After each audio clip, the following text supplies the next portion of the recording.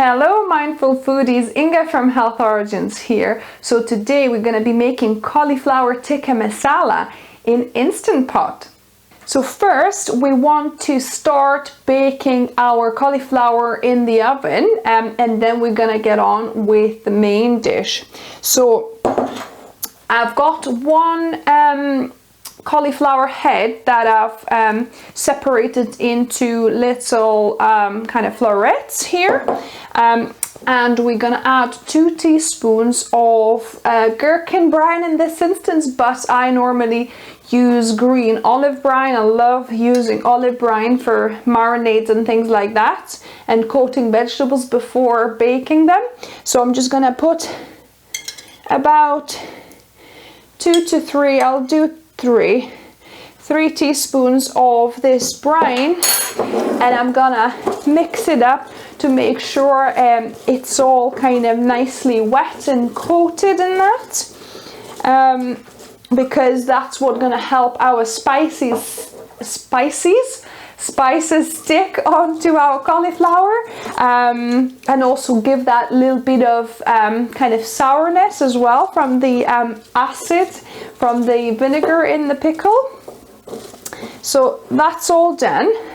So I've got here a mixture of half a teaspoon of each of salt, cumin, coriander, smoked paprika, garam masala, of course, and garlic. So this is a combination of half a teaspoon of each of this spice. So I'm just gonna mix that together. So that's now nicely mixed. I'm gonna put my cauliflower into this dish because I'm gonna be baking in that and kind of shaking it in the same one. So this is oven-proof glass baking dish I've got. So I'm gonna just sprinkle the spices as even as I can.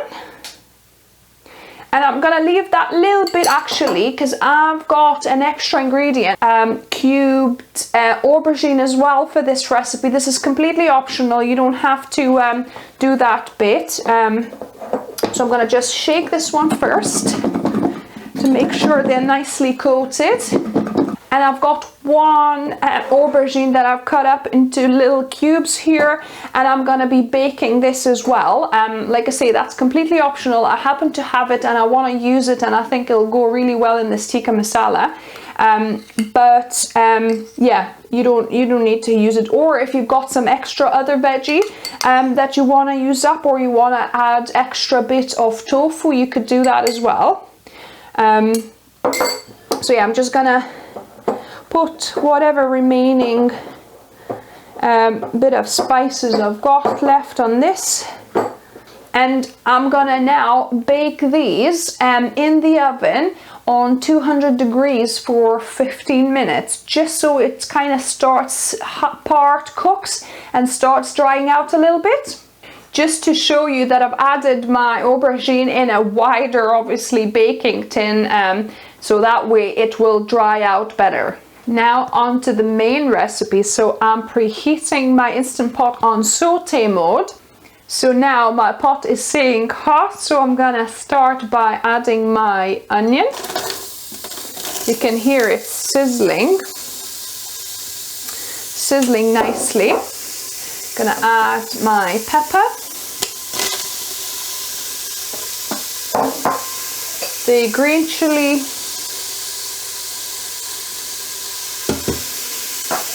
and the ginger, and I'm gonna put all the ingredients and quantities in the description below as well. So we're gonna be dry frying these, and if it starts sticking to the bottom, then we're gonna just deglaze it by adding a couple of tablespoons of water. So this recipe is in most part from vegan richer recipe. I'm kind of changing up bits where I'm not using oil to fry my ingredients, and also kind of I'm gonna do a variation on the cauliflower in the, where I'm gonna add it together with the sauce. She made the sauce first and then kind of put it together and then simmer it a little bit more, but we're going to do a quicker version of this. So now it's starting to stick a little bit, so I'm going to add a couple of tablespoons of water.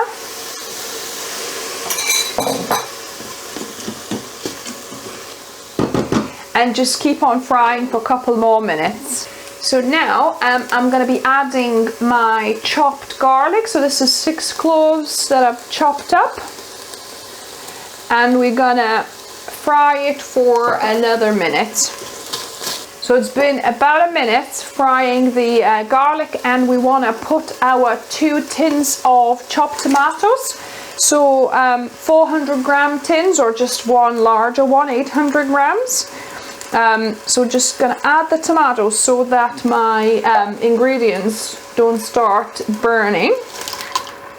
So now we can add the rest of the ingredients. In addition to the original recipe, I've actually got some cauliflower leaves and the core that I've chopped up. I'll link above the video that I've show you how you can repurpose a lot of kind of parts that you normally might think of throwing out, and one of them is cauliflower. You can definitely use the chopped leaves in soups, curries, and even to make stock, for example. So I'll show you how how I use it.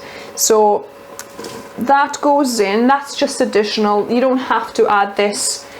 This is just optional. Or if you have some other kind of leafy greens or veggies that you want to use up, you can add that too. But I think adding cauliflower leaves with this, I think, works really well. Then I have the star of our show, the cauliflower that I've pre-baked with the spices and garam masala. So adding those in there. So I baked these on 200 for 15 minutes.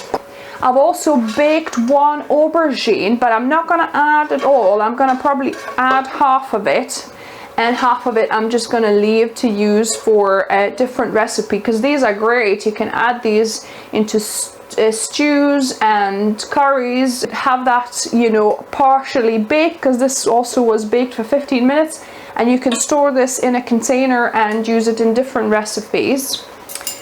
And then we need our spices. So we've got 1 teaspoon of garam masala, about 3/4 of a teaspoon of salt here. We can always add more to our plate, which I actually prefer. So if you don't want to add any salt at this point and just add it to your plate, you can. Then 1 teaspoon of coriander, so ground coriander seeds. Then 1 teaspoon of smoked paprika. I'm adding, I think you can use normal paprika, but that's the only one I've got, smoked paprika. And then 1 teaspoon of turmeric for that golden color.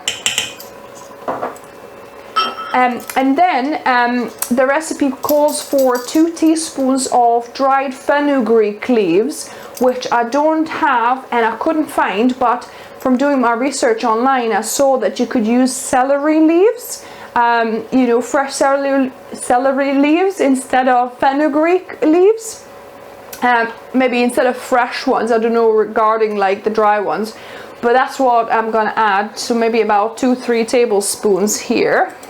Other substitutes, from what I looked, it was some mustard seeds with some maple syrup, or just maple syrup on its own, which I found quite interesting.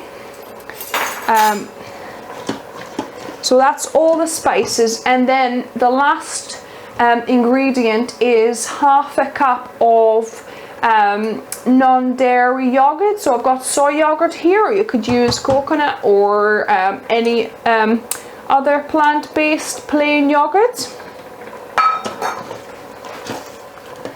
So just giving it a good mix.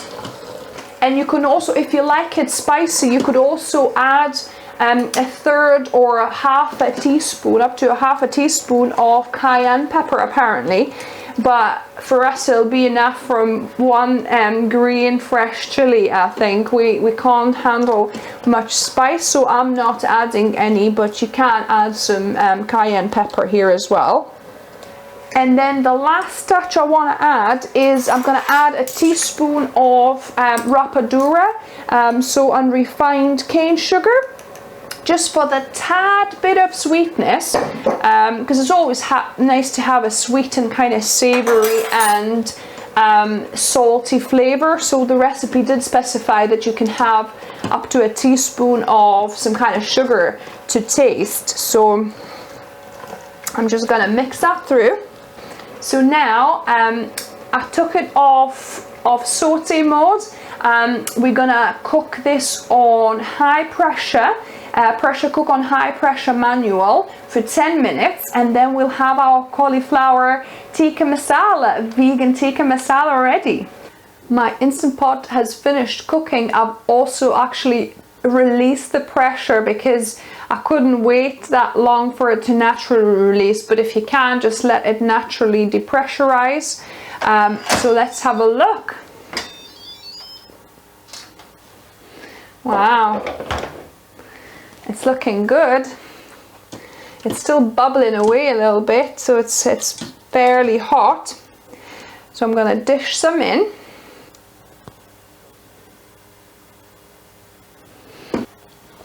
And now, optional, to garnish, the original recipe said to put 1/4 cup of some kind of plant-based cream into this whole thing. So you could either do that, or what I'm going to do, I'm going to just put a little bit of coconut cream, about a teaspoon, into my plate here. And the last touch is to put a little bit of smoked paprika just over the top, just to sprinkle, just for that smoky flavor in the actual plate. So I've got a treat for you tonight. I've got a taste tester here. Ooh, I'm the treat. Yes. Hey. Eye candy for you guys. Oh, that's Megan. Sorry. So I've got cauliflower tikka masala here, vegan of course, that I made in Instant Pot. So let's give this a go. I think I'll just try it on its own first. I've got a little wrap here as well. We're not too hungry, so I think we'll just maybe use a couple of wraps and have a little bit, but it would be delicious on rice, especially.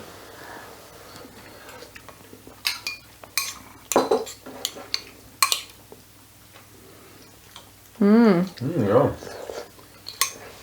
Actually, I mean, I know you would just put that kind of coconut cream on top, but yeah, it really kind of comes through, you know, like smooths it out. Yeah, I think I might want a little bit more salt, but it's pretty much there, isn't it? I'd say maybe it's a sprinkle of salt just to bring the flavours out, but that's about it. The cauliflower is like really soft and kind of melting in the mouth now. And I put mine in the little wrap. Yeah, Mark likes wrapping stuff up. So yeah. Oh, it's good in the wrap. Yeah, I think it'll be even more delicious on rice, or you know, with some kind of bread, even if you fancied it, with some kind of starch. So yeah, so that's a thumbs up from me. Try this. Let me know what you think if you try it. And if you're new here, welcome to the channel, and subscribe for more videos and experiments on Wednesdays and Saturdays, and for this terrible eating. And as always, remember, Sorry guys. food is fuel, so be mindful of what you put in the body, and don't try to put the whole wrap in with one go as well. It's just too good. There you go. Until next time. Bye guys.